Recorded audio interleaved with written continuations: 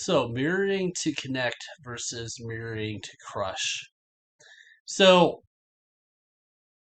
people entangled narcissists or empath extracting themselves from the situation or recovering from the situation, you're going to look at any mirroring as, potentially somebody looking to harm you again. And just the mirroring in and of itself isn't necessarily a problem. So, if you're going to reflect somebody, you can reflect somebody to connect with them more deeply, right? To understand where they're coming from, to be a mirror of uh, of their desires or a mirror of their disposition, and that's sometimes how you understand somebody is just to mirror them to an extent. That's a natural thing. The more in sync with you are, the more you kind of mirror each other, the more you find an equilibrium. The difference in mirroring to crush, the mirroring of a narcissist is designed to create an addiction.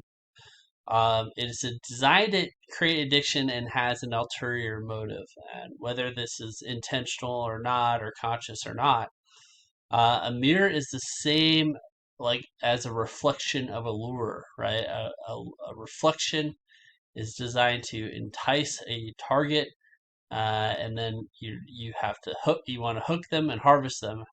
Is the true end game. So mirroring to crush, and this is all about fuel extraction.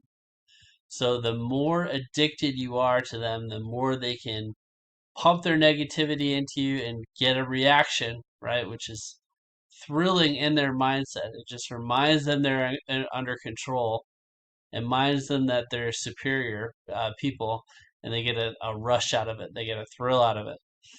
And so like that takes a seduction in order to get to that point. So they will always make you pay for a golden mirroring period, but if they do it well, you feel like you're being rejected by yourself, right? So your boundary has been extended to this other person, and now you're being attacked from within for the purpose of their um, control, right? Because they're obsessed with control, and the name of the game is more control, um, being the prime means to an end of security and importance, which are the only reasons they use people. Um, you can get that through positive means, and when that gets old, you get it through negative means.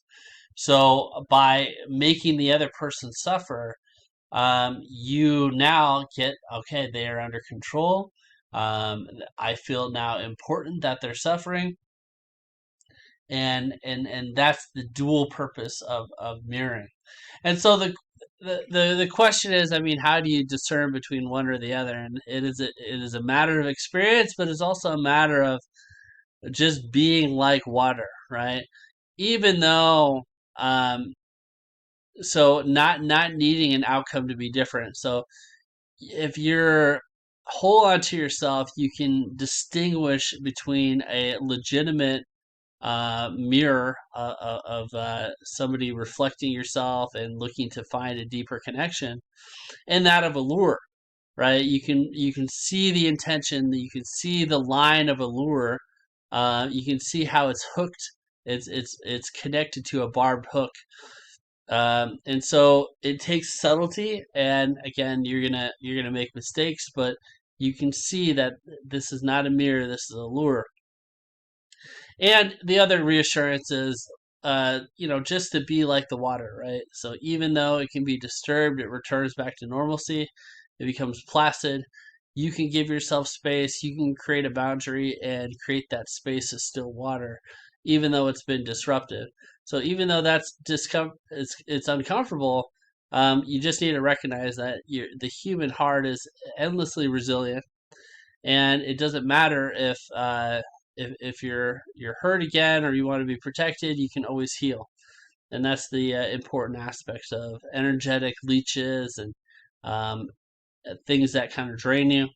You can always fill yourself back up. You can always adapt, and you could always be grateful for the lesson that you learned, and still be receptive to mirroring to connect and being able to mirror yourself, and not necessarily be habitually turned off or paranoid by that, just because somebody used that against you.